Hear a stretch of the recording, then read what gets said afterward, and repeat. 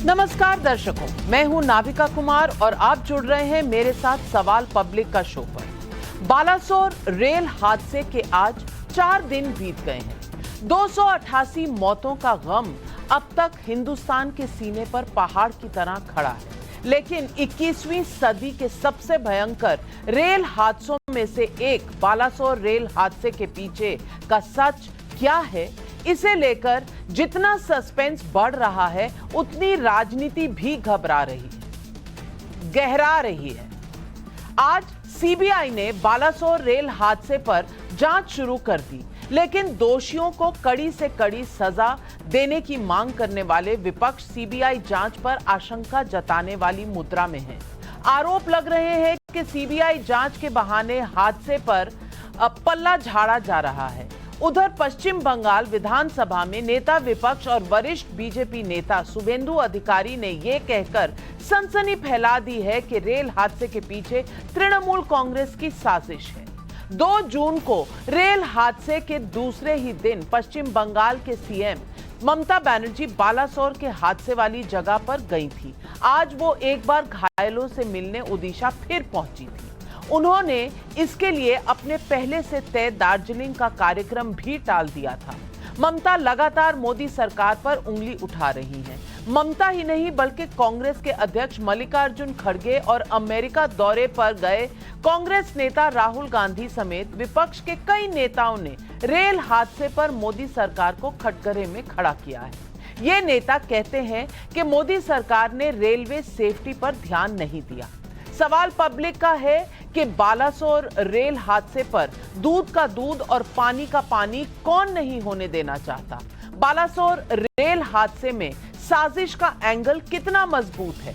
क्या रेल हादसे पर सीबीआई की जांच से सच सामने आएगा? बालासोर में संयोग या प्रयोग, यही है आज सवाल पब्लिक का।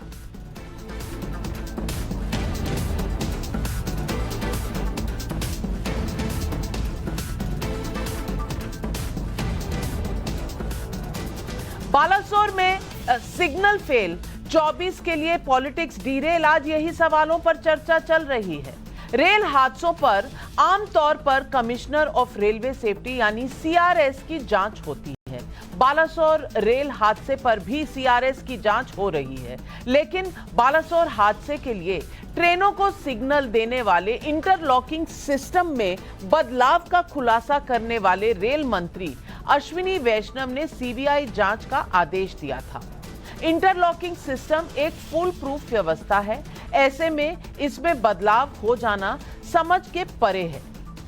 आप जानते हैं ये कंप्यूटराइज सिस्टम है। अब कंप्यूटराइज सिस्टम के हिसाब से 50-60 हजार ट्रेनें पूरे भारतवर्ष में चलती हैं, तो फिर एक जगह में ऐसी क्या बात हुई कि सिग्नल हरा दिखा रहा है, लेकिन इंटरलॉकिंग सिस्टम ने मेन ट्रैक की जगह साइड के लूप ट्रैक पर ट्रेन को डाल दिया?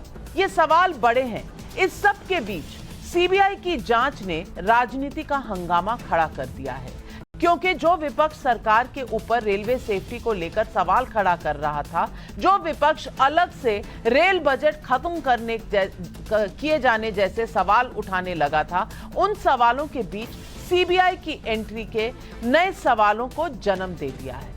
सवाल यह है कि क्या बालासोर रेल हादसा सिर्फ एक मानवीय या तकनीकी चूक से बढ़कर है? क्या इसमें साजिश का एंगल हो सकता है? ऐसे सवाल मोदी सरकार पर विपक्ष के धार को कम जरूर कर सकते हैं। इससे विपक्ष शायद भड़का हुआ है। सुनिए समाजवादी पार्टी के प्रमुख अखिलेश यादव और कांग्रेस प्रवक्ता सुप्रिया श्रीनेत का ये बयान। और ये सरकार तो कह रही है हमारे पास कई इंजन हैं, कई इंजन।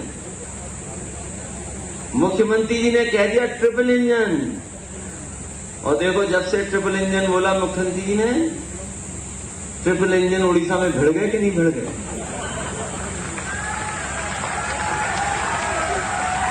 इन्होंने कहा ट्रिपल इंजन की सरकार।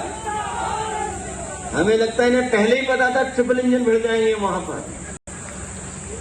कितने लोगों की जान चलेगी बताओ? अभी भी संख्या नहीं सही बता पा रहे हैं। और कहते थे ट्रेन में कवच है, कवच। यहाँ नई नई थ्योरी, एक इंद्रजाल रच दिया गया है, डेलिबरेट इंटरफेरेंस, मतलब जानबूझकर हस्तक्षेप किया गया, इसलिए ट्रेन डिरेल हो गई।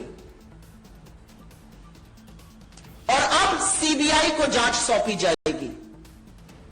लेकिन अगर यह दुर्भाग्यपूर्ण नहीं होता तो शायद हास्यास्पद होता कि जब अभी राहत का, बचाव का कार्य चल ही रहा था तो एक मालगाड़ी भी वहीं पर डिरेल हो जाती है। तो यह भी साजिश थी, यह भी नेहरू जी की गलती थी, यह भी कांग्रेस की सरकारों की गलती थी। बालासोर रेल हादसा पूरा देश के लिए सदमा है, लेकिन ओडिशा, बंगाल, तमिलनाडु और कर्नाटक जैसे राज्यों के लिए यह बहुत बड़ा झटका तो है, क्योंकि आज हादसे का शिकार होने वाले ट्रेनों में इन राज्यों के कई लोग सबसे ज्यादा थे। हर एक राज्य सरकार हादसे के बाद से एक्टिव हुई, लेकिन ममता बनर्जी न सिर्फ मौके पर मौजूद रही, बल्कि सबसे पहले उन्होंने ही मोदी सरकार पर यह कहकर हमला किया कि अगर एंटी कोलिजन सिस्टम ट्रेनों में लगे रहते हैं तो हादसा नहीं होता। 3 जून को रेल मंत्री अश्विनी वैष्णव ने ममता के सामने इन बातों को खारिज भी कर दिया था, लेकिन ममता मोदी सरकार के खिलाफ अपने तेवर कम नहीं कर रही हैं। वो रेलवे की सुरक्षा पर ध्यान नहीं दिए जाने का आरोप सरकार पर लगा रही हैं। इस बीच बालासोर रेल हादसे की सीबीआई जांच शुरू हो गई है। आज जब उनसे सीबीआई जांच पर प्रतिक्रिया मांगी गई तो उन्होंने सीधा जवाब देने से इनकार कर दिया। सुनिए ये बयान। No comments. আমি চাই সত্যটা বেরিয়ে আসুক। दीदी आपने पहले भी बोला था कि Truth may come out. Truth. I don't want to say anything. I want this time we must work for the people. We must be with the people. We must help the parivar. And we want that truth must come out. Balasore rail हादसे ने मोदी सरकार पर गंभीर सवाल उठाकर खड़े कर दिए हैं, लेकिन यह भी सच्चाई है कि रेल हादसे के बाद से सरकार एक्टिव मोड में है। पहले प्रधानमंत्री नरेंद्र मोदी मौके पर आए, लगभग 3 दिनों तक रेल मंत्री मौके पर डटे रहे। सरकार कह रही है कि सच्चाई का पता लगाएंगे और दोषियों को जरूर सजा दिलवाएंगे। इसी बीच बीजेपी नेता शुभेंदु अधिकारी रेल हादसे को लेकर सीधे ममता बनर्जी को कटघरे में खड़ा कर रहे हैं। सुनिए शुभेंदु अधिकारी का ये बयान। তৃণমূলের কনস্পিরেসিটা বের করানোর জন্য এই পুরো ইনসিডেন্টের পিছনে তৃণমূল আছে। তৃণমূলের কনস্পিরেসিটাকে আইডেন্টিফাই, ওরা কালকে রাতে থেকে প্যানিক কেন, এত সিবিআই নিয়ে ওরিট কেন, তো প্লেস অফ অকারেন্স অন্য স্টেটে, এত প্যানিক কেন? এই call record tapping, conversation between 2 responsible railway officers, এটা যে কত বড় আগামী দিনে স্ক্যাম एक्सपोज होते जाते। तो आज पब्लिक पूछ रही है सवाल, क्या बालासोर रेल हादसे की सीबीआई जांच ने विपक्ष को राजनीति पर क्लीन बोल्ड कर दिया है? बालासोर रेल हादसे में ममता पर शुभेंदु अधिकारी के आरोपों में दम है या ये ध्यान भटकाने का एक कोशिश है? बालासोर में सिग्नल फेल हुआ, 2024 की किसकी पॉलिटिक्स डिरेल होगी? यही है आज सवाल पब्लिक का। और इन सवालों के जवाब देने के लिए आज हमारे साथ जुड़ रहे हैं तमाम पैनलिस्ट। नलिन कोहली बीजेपी के राष्ट्रीय प्रवक्ता हैं, करण वर्मा राजनीतिक विशेषज्ञ हैं, तहसीन पूनावाला राजनीतिक विशेषज्ञ कुछ ही समय में हमारे साथ जुड़ेंगे, अमीक जमाई समाजवादी पार्टी के प्रवक्ता हैं। लेकिन मेरा पहला सवाल जाता है कीर्ति झा आजाद, तृणमूल कांग्रेस के राष्ट्रीय प्रवक्ता से। कीर्ति झा आजाद साहब, मैं आपसे पूछना चाहती हूं कि तृणमूल कांग्रेस को क्या सचमुच सीबीआई इंक्वायरी से कोई दिक्कत है? क्योंकि ये बड़ा हादसा है, 288 लोग मर गए, इसमें बहुत से एंगल हो सकते हैं। सीबीआई अगर साबोटाज या और कोई एंगल ढूंढ रही है तो इसमें दिक्कत क्या है? आज जनता ये जानना चाहती है। दिक्कत कोई नहीं है। एक बार आपको याद होगा ज्ञानेश्वर एक्सप्रेस 28 मई 2012 को भी उसका एक्सीडेंट हुआ था और तब लोकल पुलिस ने एफआईआर किया था, जीआरपी ने किया था और उसके बाद सीबीआई वहां आई थी।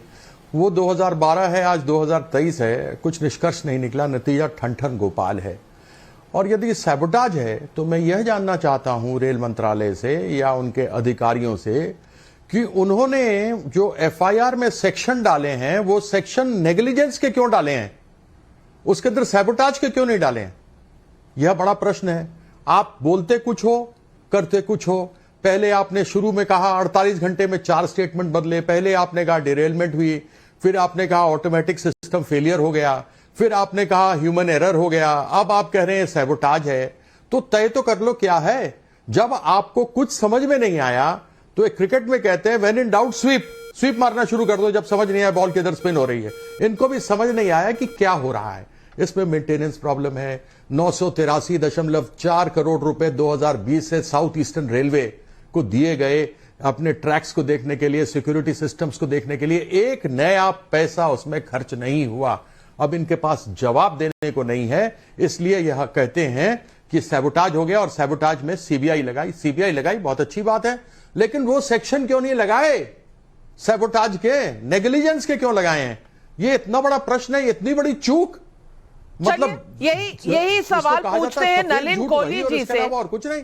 नलिन कोहली जी, आज सवाल तृणमूल कांग्रेस के प्रवक्ता जो पूछ रहे हैं इसमें दम तो है, लेकिन सवाल यह है कि नेग्लिजेंस के जो प्रावधान लगाए हैं उसकी जगह क्या सैबोटाज का लग सकता था कोई इस तरह का चार्ज किसी भी सेक्शन में, जब तक इन्वेस्टिगेशन पूरी ना हो? और अगर लगता तो किस पर लगता? इन तमाम सवालों के जवाब आज शायद बीजेपी को देने चाहिए।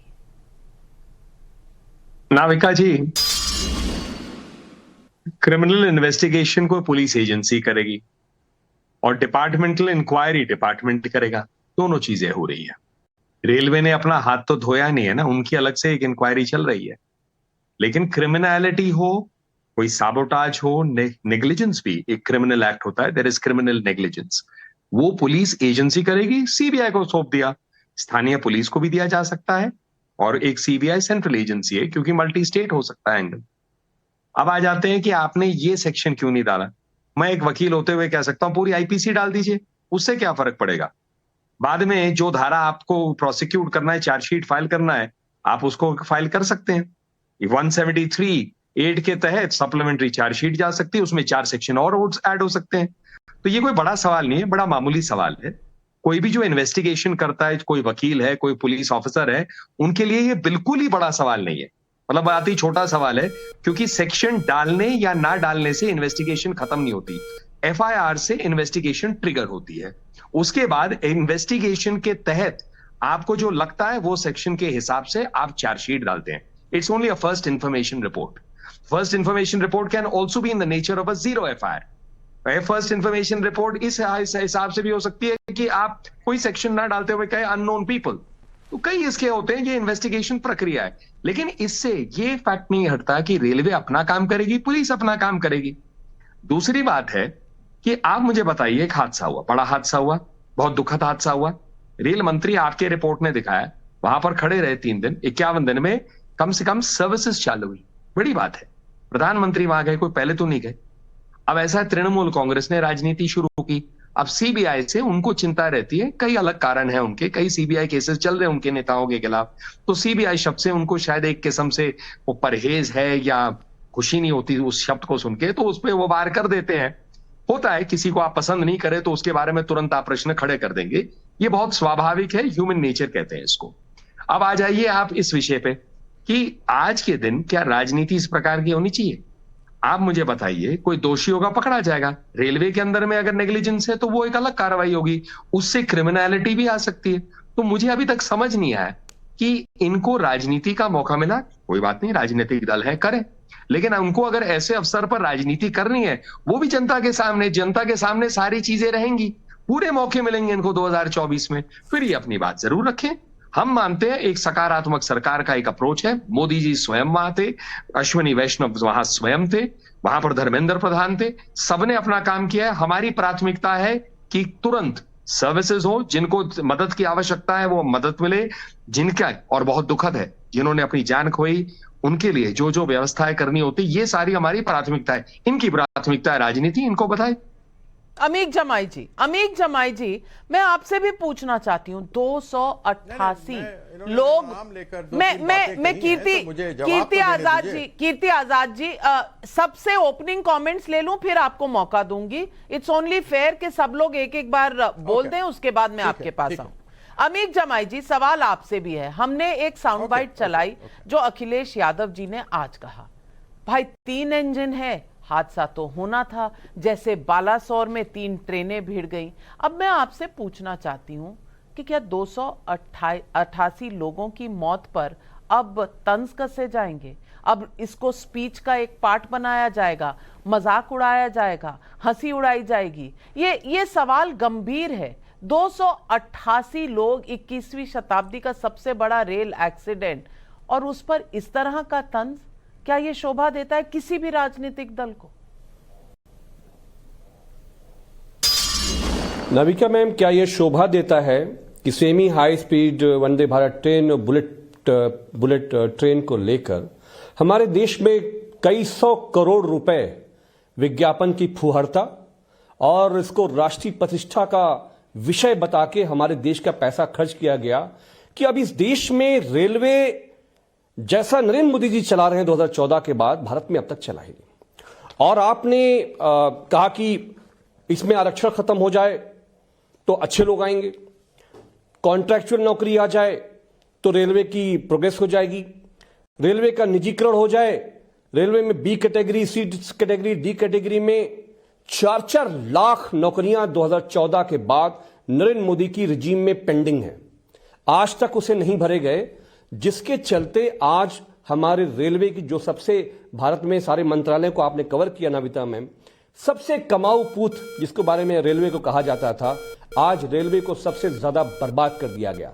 जब इस तरह से डबल इंजन, ट्रिपल इंजन कहा जाएगा तो हमारे सैकड़ों परिवार, इनके हत्याकांड का जिम्मेदार कौन है? हत्याकांड का जिम्मेदार मैं आपको बताता हूं।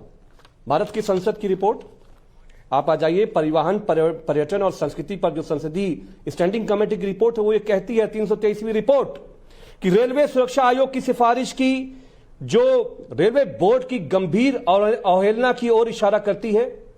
तो क्यों जो रेलवे बोर्ड है, जो रेलवे सुरक्षा आयोग की सिफारिश थी, रेलवे बोर्ड ने नहीं माना।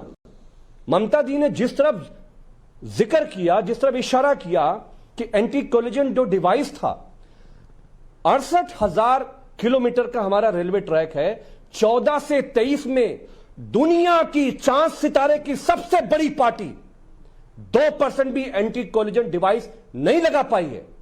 नलिन भाई जवाब देंगे? जवाब नहीं है इनके पास। चलिए, ये जो हत्या हुई है ना, ये मास मर्डर हुआ, मास मर्डर, और इसका कोई जिम्मेदार है तो सबसे पहले अश्विनी जी जिम्मेदार है। इसको इमीडिएट सैक किया जाना चाहिए। इसका ट्विटर पे जाइए आप। अमीक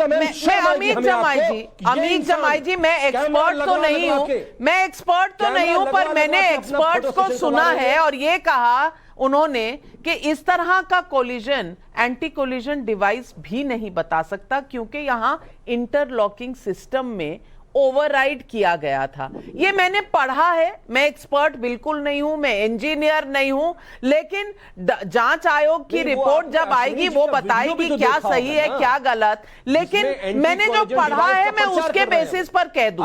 लेकिन आप हैं, ममता बनर्जी हैं, ये लोग सब एक्सपर्ट हैं, इसीलिए मैं चैलेंज भी नहीं कर सकती। करण वर्मा जी, मंत्री को, अमीक मंत्री भगवान नहीं है। नहीं, कोई भी भगवान नहीं है। आप भी इंसान हैं, अखिलेश भाई भी इंसान ही है, हम भी इंसान हैं, ये तो मैं मानती हूं। ये आपकी बात जो है ये मैं पूरी तरह से मानती हूं कि कोई इंसान भगवान होने का दावा कर ही नहीं सकता। हम सब इंसान ही हैं, होता वही है जो मंजूर खुदा होता है। लेकिन करण वर्मा जी, सवाल ये है कि इंटरलॉकिंग सिस्टम में ओवरराइट हुआ, ये खबर आ रही है। किस तरह से लूप में चली गई ट्रेन जो सीधे ट्रैक पे जानी थी, ये हादसा तो जरूर हुआ है। लेकिन क्या अगर राजनीतिक दल के सारे नेता एक्सपर्ट होते तो इस देश में कभी किसी इन्वेस्टिगेशन की जरूरत ही नहीं पड़ती? यही लोग बता देते क्या दिक्कत है और क्या सल्यूशन है। और ये जैसे बता रहे हैं अमीक जमाई साहब, 2014 से पहले कभी कुछ हुआ ही नहीं खराब, जो कुछ हुआ खराब वो 2014 के बाद खराब हुआ। क्या इस मुद्दे पर, इस इतने संवेदनशील मुद्दे पर इस तरह की राजनीति सकारात्मक है?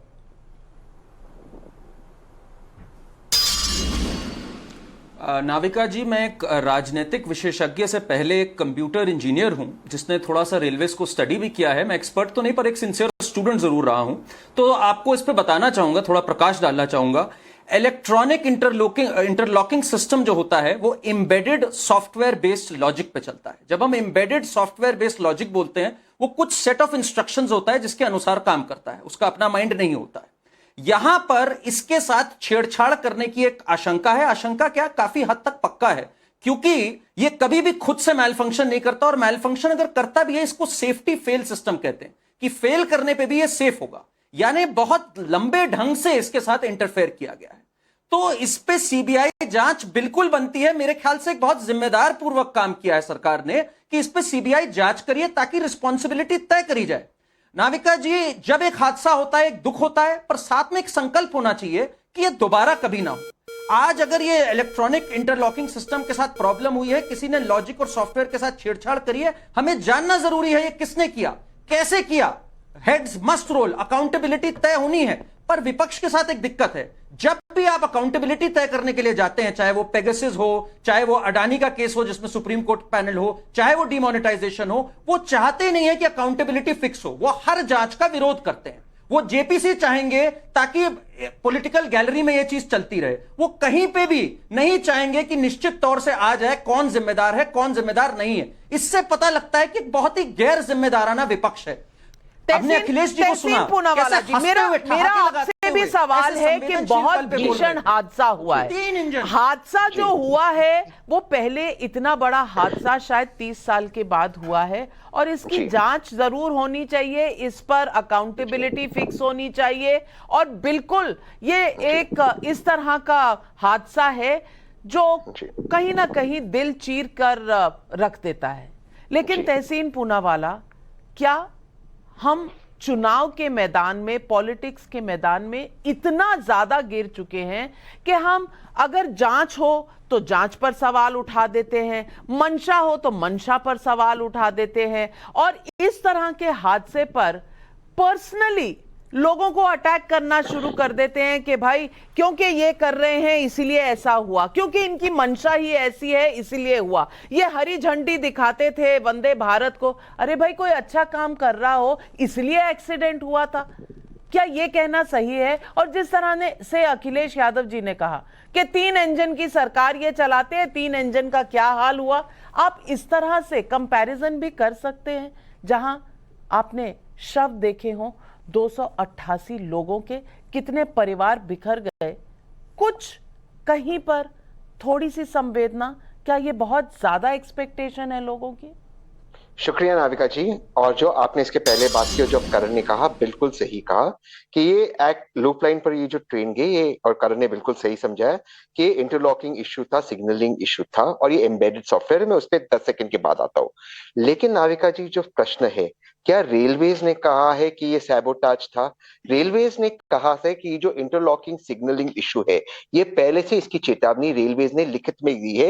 ये रेलवेज के पत्र है, चिंतन शिविर में उसे उठाया नहीं गया था। ये रेलवेज जनरल मैनेजर का पत्र है, चेयरमैन रेलवेज बोर्ड का, ये उठाया नहीं गया था, सारे ब्यूरोक्रेट्स की सिग्नेचरीज। ये नॉन इश्यू था। उसी एरिया में पहले 2 एक्सीडेंट्स इसी इंटरलॉकिंग इश्यू पर अवॉइड किए गए। अब करण के बात पर आते, करण बिल्कुल सही कहता कि एम्बेडेड टेक्नोलॉजी है, लेकिन अगर इस टेक्नोलॉजी से छेड़छाड़ होती, जो उसको ओवरराइड कर सकता है, वो लोकल स्टेशन के लेवल पे नहीं होता है, ये सेंट्रल रेलवेज या सेंट्रल बोर्ड के लेवल पे होता है। तो क्या वो छेड़छाड़ी विदेशी मुल्क ने किया या भारत ने किया? क्या रेलवेज ने इसे कबूल किया है? आप सीबीआई की, आप एनआईए की जांच कीजिए, पर पहले जो आपके टेक्निकल एक्सपर्ट्स है, जब वो कह रहे कि ये नॉन रीजन है, सिग्नलिंग और इंटरलॉकिंग इश्यूज पहले हो चुके, ये सवाल पूछे कि आपने सेफ्टी मैकेनिज्म्स बढ़ाए क्यों नहीं, उसको आपने डिस्कस क्यों नहीं किया? सीएजी की रिपोर्ट है, आपने सेफ्टी पे स्पेंड नहीं किया, वो विषय आपने टेक्निकल इश्यू सॉल्व नहीं किए, आप क्रिमिनलिटी पर चले गए। क्रिमिनलिटी कब आती है? आप एनआईए की जांच कराए, अगर आप साबित कर सको। ये तो नॉन इश्यूज थे नाविका जी,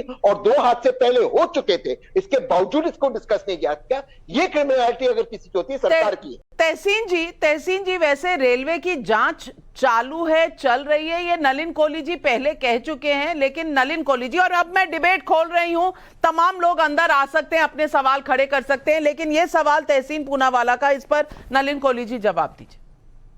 मैं 2-3 बातें कहना चाहूंगा।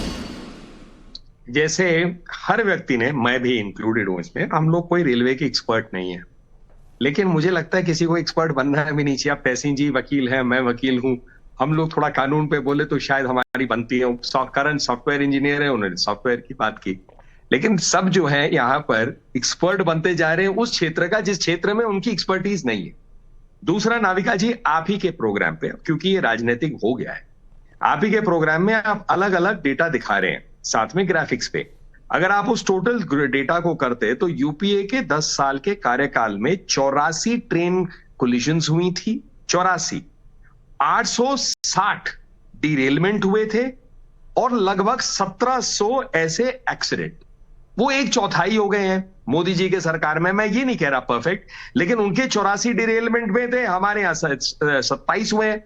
उनके 1700 ऐसे एक्सीडेंट हुए थे, हमारे यहां 600 कुछ हुए हैं। और अगर डेथ काउंट पे जाइए तो 2500 की डेथ काउंट थी उस 10 सालों में, इसमें 800। हमें उन 800 पे भी दुख है, हमें उन 800 पे भी चिंता है। उनको 281 पे वो ये कर रहे हैं राजनीति। कहां की बात हुई? और मुझे बताइए, अगर अकाउंटेबिलिटी इतना चाहिए तो क्या सो रहे थे 10 साल? मैं उनका कार्यकाल था, अब ऐसा मोदी जी का कार्यकाल है। आपने एक अच्छा सवाल उठाया कि भाई वंदे भारत एक्सप्रेस बने, गतिमान एक्सप्रेस बने, लोगों को और सुविधाएं मिली है, क्या गलत है? देश हित में नहीं हो रहा है क्या? 400 स्टेशन जो हैं, वो स्टेशन जो है उनकी फैसिलिटीज इंप्रूव हो। इन स्टेशनों पे भारत के गरीब से गरीब लोग भी जाते हैं, क्योंकि वही एक माध्यम है जिससे वो घर पहुंचते, गांव पहुंचते हैं। मतलब ये देश के हित में नहीं है क्या? ये सवाल उठाना बड़ा सरल है। या तो आप कहिए कि आपके कार्यकाल में इससे अच्छा नलिन जी, मेरा एक साहब से सवाल है। नाविका जी, सवाल, बहुत से सवाल आ रहे, बहुत से सवाल आ रहे, लेकिन कीर्ति आजाद जी ने सबसे पहले सवाल और जवाब देने की कोशिश की थी। नलिन कोहली को पहले कीर्ति आजाद जी, उसके बाद मैं सब पर आ रही हूं जी। मुझे बहुत खेद हुआ, मैंने नलिन जी की बात सुनी, बहुत इज्जत करता हूं, मेरे व्यक्तिगत मित्र भी हैं, और इन्होंने मौतें गिनाने लग गए कि इनके समय में इतनी मौतें हुई थी, हमारे समय में 1/4 मौतें हो गई। मौत चाहे एक भी हो, वो दर्दनाक होती है और वो खराब होती है। इसलिए मैं यही समझता हूं कि अगर मौतों पर राजनीति अगर आंकड़े देखकर किए जा रहे हैं तो वो उचित नहीं है। दूसरी बात, मैं रेलवे का एक्सपर्ट नहीं हूं और मैं कहता भी नहीं हूं कि मुझे बहुत कुछ मालूम है, लेकिन जो कुछ मैं देखता हूं नव भारत पर और दूसरे चैनलों पर, उसको देखकर मैं समझता हूं और उसके बाद कुछ बोलता हूं। गैर जिम्मेदाराना मैं कभी भी बयान नहीं करता। इंटरलॉकिंग ओवरराइड हो गई, यानी मेंटेनेंस प्रॉब्लम था या फिर इसकी टैंपरिंग कहीं सेंटर से हुई थी। और अभी हमारे जो विशेषज्ञ कंप्यूटर के बता रहे थे, जो बाद में राजनीतिक विशेषज्ञ बन गए, उन्होंने कहा कि ये एम्बेडेड होता है, और जब ये एम्बेडेड होता है तो इसके अंदर घुसना बड़ा मुश्किल होता है। और अगर ये लंबे अरसे से चल रही थी तो क्या इनके जो सिक्योरिटी, साइबर सिक्योरिटी सिस्टम होता है, उसको मालूम नहीं था? इतने लंबे अरसे से चल रहा है, कोई एम्बेड कर गया, लोग मर गए। 2016 में पटना इंदौर एक्सप्रेस, अक्टूबर का समय था जब एक्सीडेंट हुआ था, यही सरकार थी, 115 लोग मरे थे, 130 घायल हुए थे, जिसमें से 150 लोगों को अपाहिज हो गए, केवल 15 बच सके। 2012 में ट्रेन एंड अवॉइडेबल ये सिस्टम इन्होंने बनाया था ममता जी के समय में, और उस समय इन्होंने ट्रेन कोल्यूशन अवॉइडेबल सिस्टम 2012 में ममता जी ने तैयार किया था। उसके ऊपर ये बैठे रहे, आज तक उस पर काम नहीं किया।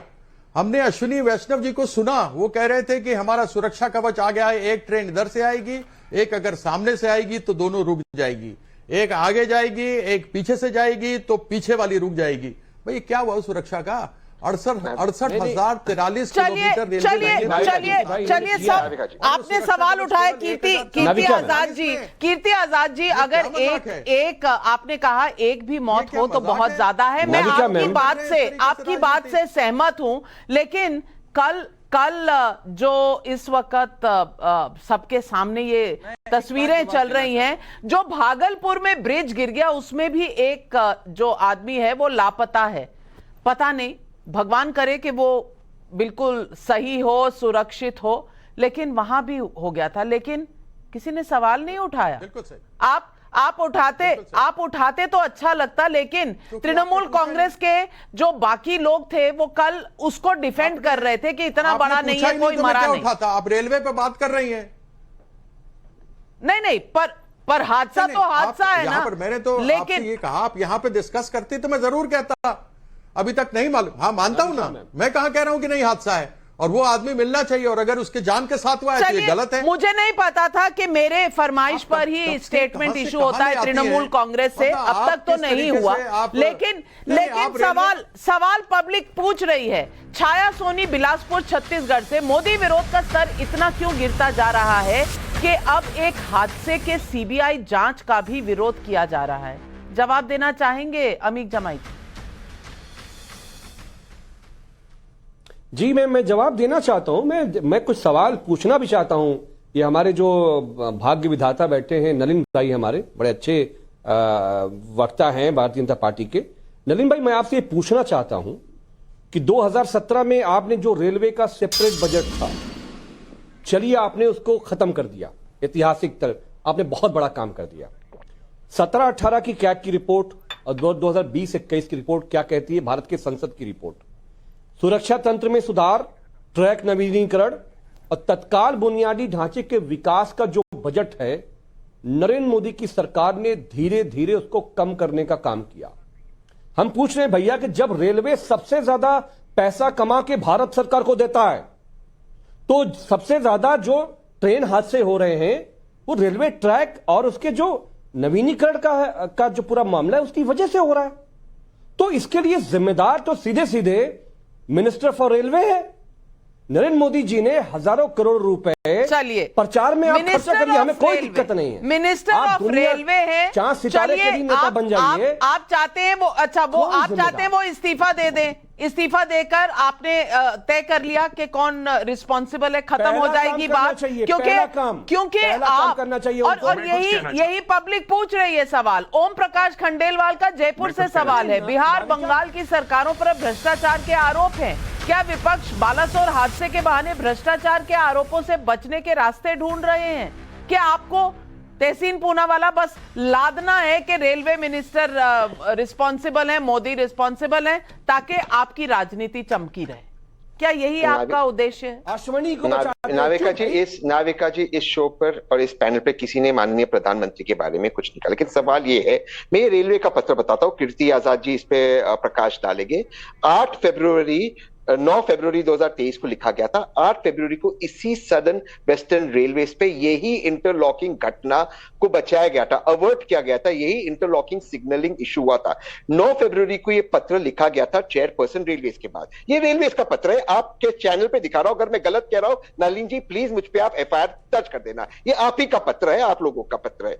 इसके बाद ये सारे ब्यूरोक्रेट साइन करते, इस पर क्यों बातचीत नहीं हुई? क्या इस पर जांच नहीं होनी चाहिए? ये इंटरलॉकिंग सिग्नलिंग इश्यूज बार बार हो रही। कीर्ति आजाद जी ने बहुत सही बात की, अगर जैसे करण बताते ये एम्बेडेड टेक्नोलॉजी में किसी ने छेड़छाड़ की, मैडम ये कोई हमारे घर का मोबाइल या कंप्यूटर नहीं है, ये टेक्नोलॉजी की इतनी कवच है, इतनी सुरक्षा है, तो ये तो या तो कोई विदेशी मुल्क कर सकता है या पूरा सिस्टम बंद हो जाता है। इसके बावजूद अगर करण कहते कि ये हमारा सॉफ्टवेयर इस तरह से कॉम्प्रोमाइज हो सकता है, तो रेलवे ने आज तक एक स्टेटमेंट क्यों नहीं दिया? क्यों रेलवे कह रहा है कि ये सिस्टम में फेलियर है, बार बार उसी रूट पे हो रहा था, इसकी जांच क्यों नहीं हो रही है? तो रेलवे ने जब टेक्निकल रिपोर्ट नहीं किया। आपको किसने आप कह कहाँ दिया से कि ले आए? इसकी जांच क्यों नहीं हो रही? बार बार ये कहा जा रहा है कि रेलवे किस पर कुछ क्यों नहीं कह रहा। रेल मंत्री क्योंकि कहे मैम- तो आपको प्रॉब्लम, रेल मंत्री रिस्पॉन्सिबल है पूरे क्योंकि मैम- रेलवे के। क्योंकि लेकिन मैम नलिन कोहली जी IPS सारे अफसर क्या सवाल ढूंढ रहे हैं? ये technical हैं issue किसी न interlocking किसी तरीके से आपको एक तो भाग्य विधाता कहा जा रहा है, जो मेरे हिसाब से किसी भी इंसान को नहीं कहा जाना चाहिए। लेकिन दूसरी तरफ मैं ये कहना चाहती अरे हूँ नरेंद्र मोदी जी को कहा जा नलिन सकता भाई, एक मिनट तहसीन पुनिया, नाविका में नरेंद्र मोदी जी हैं। मैंने कह रहा हूं मैं करण जी नरेंद्र आप मोदी जी पर बात भी बताता गोलियां है चली भाई। आपको भी मौका आपको दूंगी, शक है क्या? लेकिन सवाल यह है कि आपको सब पता था, आपको चिट्ठियां लिखी गई थी, आपने कुछ नहीं किया, कटघरे में आप खड़े हैं। नलिन कोहली जी जवाब दीजिए। 3-4 एक तो सरकार कीर्ति जी करेगी ने या सही कोई फरमाया। और करेगा? मैं नहीं, कीर्ति जी मेरे सहयोगी भी रह चुके हैं, हम लोग साथ थे, मित्र भी हैं। और कीर्ति जी ने कहा एक लाश पे भी राजनीति नहीं होनी चाहिए। मैं बिल्कुल आपसे पूर्ण रूप से इस पर पूर्ण रूप से सहमत हूं। लेकिन ये राजनीति कर कौन रहा है? मैं तो केवल, जब आप कहते हो आंकड़े दिखा रहे, क्योंकि ये राजनीति शुरू हुई, तो यदि आंकड़ों पे बात करनी है तो आपत्ति, यदि आंकड़ों पे नहीं बात करनी तो आपत्ति। तो दोनों तरफ तो आपत्ति नहीं हो सकती ना, पहली बात। दूसरी बात, मैं आपसे निवेदन करूंगा अमीक भाई, कुछ भी हो, आपने मुझसे इज्जत से कहा, लेकिन भाग्य विधाता मत कहिए मुझे। मैं अपने आप को इसके लायक बिल्कुल नहीं समझता, और मुझे लगता है ये हमें किसी के लिए नहीं करना चाहिए। तो मानते हैं भाग्य विधाता, किसी के लिए भी। नाविका जी ने सही कहा, नलिन भाई, मोदी जी तो भाग्य विधाता है, ये तो आप ही लोग मानते हैं भाई। भगवान को भी मैं तो आपका जमीन दिल में में रखा हूं। उतारने की जरूरत नहीं है। हम अपनी राजनीति करेंगे, आप भी राजनीतिक व्यक्ति हैं, मैं भी हूं, जरूर राजनीति करें, लेकिन भगवान को, अल्लाह को, गॉड को, जो भी है बाहर रखें, इससे अच्छा है। अब आइए तीसरी बात, जो मूल बात है, चाहे अमीक जी कह रहे हैं या तहसीन जी कह रहे हैं, मूल बात क्या है कि दो यहां बेसिकली मॉडल क्या है इनका। जनता के सामने जाते हैं, जनता इनको नकार देती है, तो सरकार एक बनती है। यही लोकतंत्र है भाई। अभी कर्नाटका में भाजपा हारी, अब कांग्रेस को मौका मिला है, लोकतंत्र है भाई। ऐसे ही देश में मोदी जी को मौका मिला है 2 बार, अब उनकी सरकार काम कर रही है। वो अपना रिपोर्ट कार्ड लेके जनता के पास जाएंगे, आप अपने आरोप लेके जनता के पास जाएंगे, जनता तय करेगी। लेकिन आप जनता का रोल नहीं ले सकते ना कि इसको हटा दीजिए ताकि हमारी राजनीति हो जाए। भाई ये तो प्रधानमंत्री तय करेंगे या जनता तय करेगी। आपके कहने ना कहने से अश्विनी वैष्णव जी को हटाकर आपको राजनीति का क्यों अवसर दिया जाए? आप अपनी राजनीति जनता के बीच करिए ना, ये इनडायरेक्ट राजनीति क्या? और तहसीन भाई, मेरा आपसे निवेदन है, आप भी मेरे मित्र हैं, हर कार्यक्रम में आप कहते हैं मैं अगर गलत कर रहा हूं FIR कर दीजिए। क्यों FIR हो भाई? ये तानाशाही थोड़ी ना, FIR वहीं होगी जहां FIR की जरूरत है। ये थोड़ी ना इसलिए होगी क्योंकि आपने कोई बात उठाया उस पर FIR हो जाएगी। भाई FIR जो है क्रिमिनल एक्ट है, होगा तब होगा। आप एक राजनीतिक विश्लेषक होकर आप कोई बात रेस करना चाहिए, जरूर करिए, ये तो हमारी संवैधानिक अधिकार है, पर इसमें FIR को क्यों खींचते आप? चलिए, अमीक जमाई, आपसे सवाल सीधा नलिन कोहली ने पूछा, आपके कहने से अश्विनी वैष्णव को क्यों हटाना चाहिए, रेलवे मंत्री को क्यों हटाना चाहिए? जवाब दीजिए। देखिए नाविका मैम, भारत की संसद की, चाहे वो कैग का रिपोर्ट हो, चाहे वो स्टैंडिंग कमेटी की रिपोर्ट हो, जिसमें सबसे ज्यादा जो भूल हुई है, आप चाहे उसका बजट देख लीजिए, सुरक्षा तंत्र में सुधार का बजट, चाहे वो ट्रेन के नवीनीकरण का बजट, इसका बजट कम किया गया। दूसरी बात यह है कि 68,000 किलोमीटर का जो हमारा रूट है एंटी कोलिजन डिवाइस में, हम पूछ रहे हैं कि क्या भारत सरकार की रेलवे के पास पैसा नहीं था? 2% पूरे भारत में एंटी कोलिजन डिवाइस लगाई गई है, सिर्फ 2%। अमीक जमाई जी, कैग की एक और रिपोर्ट आई थी, कैग की एक और रिपोर्ट आई थी जिसमें 1,72,000 करोड़ का स्कैम बताया गया था, टेलीकॉम स्कैम, 2G स्कैम।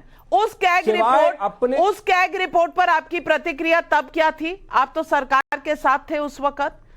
कोल स्कैम, उसमें तो जीरो लॉस थियोरी कह दिया था, जीरो लॉस थियोरी कहा गया था उस CAG रिपोर्ट को। आज मैम, और बताने जीरो लॉस थियोरी सबको समझाने वाले आपके ही सांसद हैं, उजड़ गए, आपके सांसद हैं, बच्चे मारे गए, लेकिन राजनीति चमकी हुई है, राजनीति चमकी हुई है। करण वर्मा जी, राजनीति चमका लो जितनी मर्जी, अपनी बात CAG आज एप्लीकेबल है, CAG 2G में एप्लीकेबल नहीं थी। मैं जरा जमाई साहब को एक आंकड़ा साझा कर दूं, स्कैम में एप्लीकेबल नहीं थी। उनके साथ मत खड़े होइए आप। भैया मुझे नहीं नहीं, जमाई साहब मैं एक आंकड़ा आपसे साझा कर रहा हूं, मुझे नहीं पता आप कौन से आंकड़े देख रहे हैं। मुझे आपके सिग्नल की जरूरत नहीं है, मुझे जो रास्ता ढूंढना है मैं खुद ढूंढ लूंगी। कहां खड़ा होना है मैं खुद तय कर लूंगी, भेड़ बकरी नहीं हूं कि आप तय करेंगे मेरे लिए। जी करण वर्मा जी, तो मैं आपसे पूछ रहा हूं क्या विपक्ष जिम्मेदार है? नाविका जी मुझे नहीं पता जमाई साहब कौन से आंकड़े देख रहे हैं। जमाई साहब सुन लीजिए, अब एक मिनट सुन लीजिए। कोई तो जिम्मेदारी ले। ये क्या तरीका है? कौन जिम्मेदारी लेगा भाई? कौन जिम्मेदारी लेगा? ले रहे हैं जिम्मेदारी। मेरी बात सुन लीजिए, जमाई साहब ने एक बात कही कि बजट कम हो गया है। इनको मैं जरा आंकड़े दे दूं, 2022-23 का जो बजट है जमाई साहब, वो है 2,40,000 करोड़, जो कि 10 साल यूपीए के मिला दें उस एक साल का बजट उससे ज्यादा है। थोड़े आंकड़े पढ़ के आया करिए प्लीज, अच्छा नहीं लगता ऐसे। 2009 से 14 का बजट अगर कंबाइन कर दे रेलवे का तो 57,000 करोड़ है। सिर्फ इस साल का बजट 2,40,000 करोड़ है। तो आपको शोभा नहीं देता आप ऐसी बात करें। लेके नीति आयोग तक का, एक मिनट, इलेक्ट्रिफिकेशन 10 गुना ज्यादा हुआ है साल का बता दूंगा आपको में। अनमैन्ड, अच्छा ये बताओ ना, बोलने नहीं दे रहे नाविका जी, ये क्या तरीका है? अमीर जमाई जी, अमीर जमाई जी, अब करण जी आपको फैक्ट्स दे रहे हैं।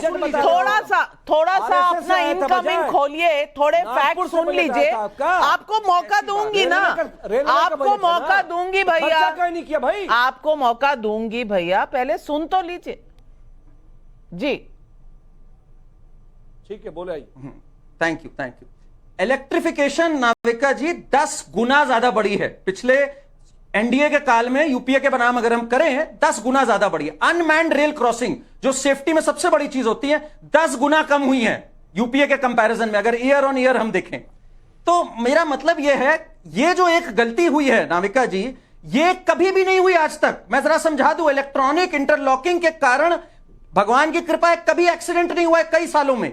ये एक नई चीज है, और आर्टिफिशियल इंटेलिजेंस का जमाना अभी तक नहीं आया रेलवेज में कि वो खुद भाप ले। इसलिए इसमें किसी ने या तो साइबर अटैक किया है या ह्यूमन लेवल पे जान के टैंपर किया है। इसलिए सीबीआई जांच भी जरूरी है और इंटरनल रेलवे की इंक्वायरी टेक्निकल के लिए भी जरूरी है। मेरे ख्याल से इसमें जिम्मेदारी परखते हुए सबको वेलकम करना चाहिए। चाहे ममता जी का कवच लग गया होता, चाहे कुछ लग गया होता, तब भी एक्सीडेंट ना टलता। जरा समझिए, इस पर राजनीतिकरण मत करिए। ये एक फॉल्ट है जिसको आइडेंटिफाई करना जरूरी है। इसके लिए सीबीआई की जांच अनिवार्य है। और बजट भाई पढ़ के आया करिए जमाई साहब, सारे आंकड़े आपके गलत हैं सिरे से। सवाल पब्लिक के और भी आ रहे हैं। संजय मिश्रा का भदोही उत्तर प्रदेश से सवाल है, बालासोर रेल हादसे पर बिना जांच इस्तीफा की मांग क्या विपक्ष के नजर में यही लोकतंत्र है? अशोक कुमार सिंह का पंचकुला से सवाल, ममता बनर्जी रेल मंत्री रह चुकी हैं, फिर बालासोर जैसे रेल हादसे को लेकर सीबीआई की जांच पर इतना हंगामा क्यों हो रहा है? कीर्ति आजाद जी, इसका जवाब आप दे दीजिए, पब्लिक का आपसे सीधा सवाल है। नहीं, कोई आपत्ति वाली बात नहीं है। हमने सिर्फ उदाहरण दिया कि 2012 में ज्ञानेश्वर एक्सप्रेस जो 28 मई को जिसका दुर्घटना हुई थी और उसमें लोग दुर्भाग्यपूर्ण मर गए थे, उसकी भी सीबीआई जांच थी, वो आज तक कुछ निकल करके नहीं आया। और यह टेक्निकल मामले हैं, ऐसी टेक्निकल मामलों के अंदर टेक्निकल चीजें ही देखी जाएंगी। अभी खुद ही हमारे एक्सपर्ट साहब बोल रहे थे कि इसके अंदर या तो कुछ टैंपरिंग हुई है या कुछ हुआ है, गड़बड़ हुआ है, या ऐसी कोई डिरेलमेंट जो हुई है, जो कुछ भी हुआ है, तो यह टेक्निकल मामला है। अब इनको अपनी कमजोरियों को छुपाने के लिए इन्होंने सीबीआई को बुलाया। सीबीआई आज तक कुछ निकाल कर नहीं लाएगी। नलिन जी कह रहे थे सीबीआई इनको इंक्वायरी इसलिए नहीं पसंद है क्योंकि इन लोगों के ऊपर हो रहे हैं। तो आसाम से मुख्यमंत्री से लेकर बीच में मध्य प्रदेश से निकलते हुए कीर्ति आजाद साहब 2012 में कौन था रेल मंत्री जिसने सीबीआई की जांच के आदेश दिए थे?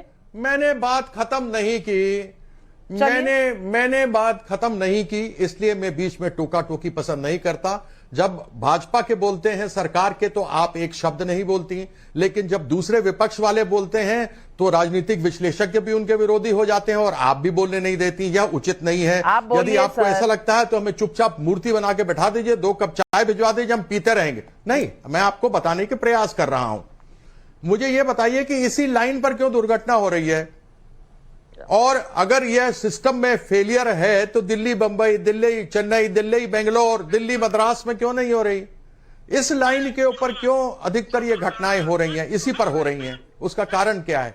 यानी कि साउथ ईस्टर्न रेलवे मेंटेनेंस नहीं कर रहा है। जिस साउथ ईस्टर्न रेलवे को 983.4 करोड़ रुपए मिले ट्रैक नवीनीकरण के लिए, वो उन्होंने नहीं किए। जो उनको अपने जो स्थिति सारी अच्छी करनी थी, लाइनमैन नहीं। आपको मालूम है कि 3.11 लाख 14.5 लाख रेलवे एम्प्लॉइज में से नहीं है जो ग्रुप सी के हैं, जो लाइनमैन होते हैं, जो सिग्नल मैन होते हैं, जो मैंड क्रॉसिंग पे होते हैं, ये लोग है ही नहीं।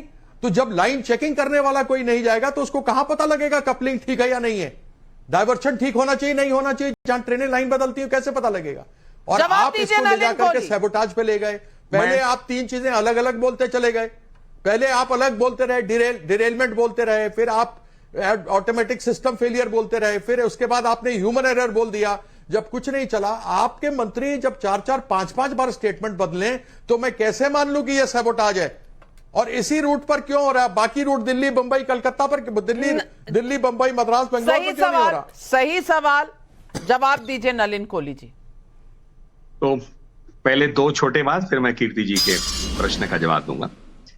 एक तो रेलवे के ऊपर में बात हुई, नाविका जी मुझे भी अरसे से याद है, हम रेलवे बजट देखते थे और ऑपरेटिंग रेशियो की हमेशा बात होती थी 97%, 98, मतलब अगर 1 रुपए रेलवे कमा रही है तो 97 पैसे जा रहे हैं सिर्फ उसकी सैलरीज और मेंटेनेंस के लिए, नए ट्रैक्स के लिए, नए उसके लिए नहीं होता पॉसिबल था।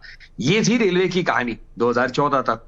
रेलवे में इन्वेस्टमेंट्स, चाहे वो नए ट्रेन के लिए हो, चाहे स्टेशन के लिए हो, चाहे सेफ्टी के लिए हो, वो 2014 से स्टार्ट हुए। कुछ आंकड़े सुनाए गए इस कार्यक्रम में, पहली बात।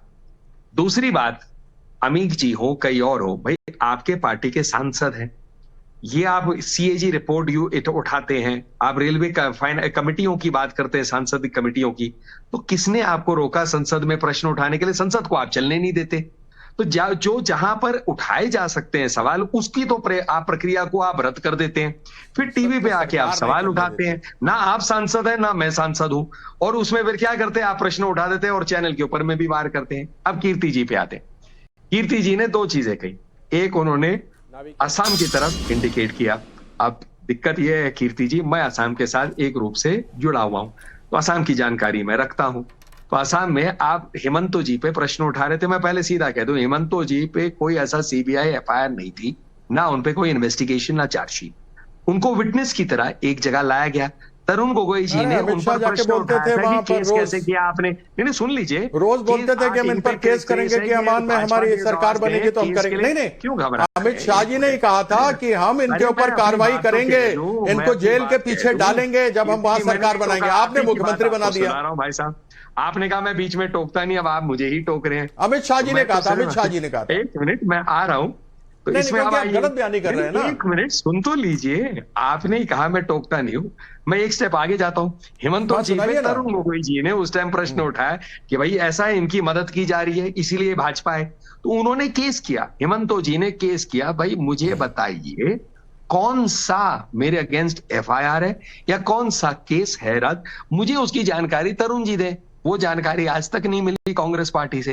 देखिए, हेमंतो जी पे वार करना बनता है आपका, क्योंकि वो भी एक बड़े नेता हैं, कद्दावर नेता हैं, और हवा साफ कर रखी है सारी पार्टियों की, पूरे नॉर्थ ईस्ट में, देश में भी आगे एक नेता और एक कार्यकर्ता के। लेकिन मैं आपको बीच में रोकूंगी। मेरी रिसर्च टीम ने मुझे दिया है, ये जो आप सीबीआई इन्वेस्टिगेशन 2012 की बोल रहे हैं, ये किसने ऑर्डर करवाई थी? रेलवे मिनिस्टर तब ममता बनर्जी थी। उन्होंने सीबीआई प्रोब मांगी थी ये कह के, ये 2010 में। लेकिन 2012 में जब ये जानेश्वर वाला जो आप कह रहे हैं हादसा, जानेश्वरी एक्सप्रेस का, उस वक्त भी जो मंत्री थे वो भी तृणमूल कांग्रेस से थे।